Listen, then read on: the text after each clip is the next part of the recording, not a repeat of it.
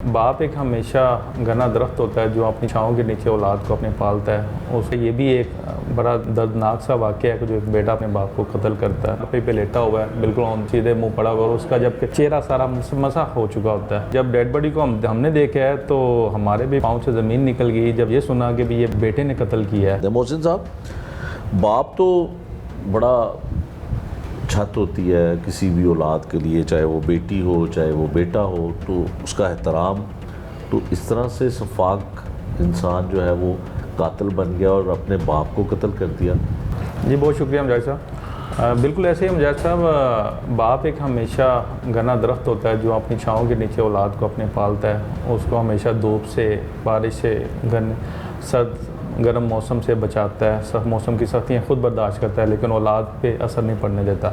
लेकिन अब दिन ब दिन खून सफ़ेद होते जा रहे हैं और रिश्तों में वो चीज़ नहीं रही।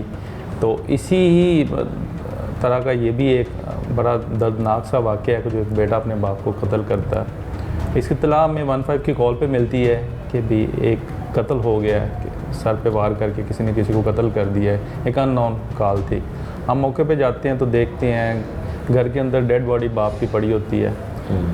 बाप के शलवार बाप ने पहनी हुई, कमीज़ बाप के गले में नहीं है, और चारपाई पे लेटा हुआ है, बिल्कुल सीधे मुंह पड़ा हुआ, और उसका जब चेहरा सारा मसा हो चुका होता है। उसके पास ही सिलेंडर पड़ा होता है। वो हम देखते हैं कि भी सिलेंडर से किसी ने इसको कत्ल कर दिया है। ठीक है। उस वक्त घर में मुलजिम जो था वो मुलजिम फरार हो चुका था। ठीक। जबकि वो उसकी बहन जो थी इत्तला कैसे मिलती है? कोई मोहल्लेदार बताते हैं? जी, कोई किसी मोहल्लेदार ने 15 की कॉल की। इसकी एक्चुअली मुलजिम की बहन जो है वो मौके पे पहुंचती है। वो देखती है कि भी इस झगड़े को देखती है कि भी बेटे ने इस तरह मेरे भाई ने बाप को कत्ल कर दिया।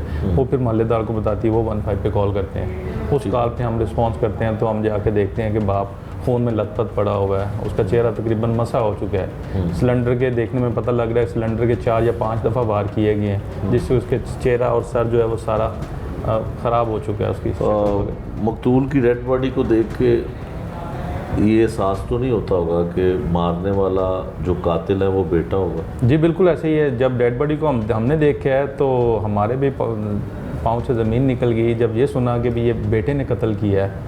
क्योंकि इतना दर्दनाक कत्ल था कि रूटीन में ऐसे मैंने नहीं देखा ऐसे इंसिडेंट, जितना ये सख्ती से और सख्त दिल के साथ ये कत्ल किया गया।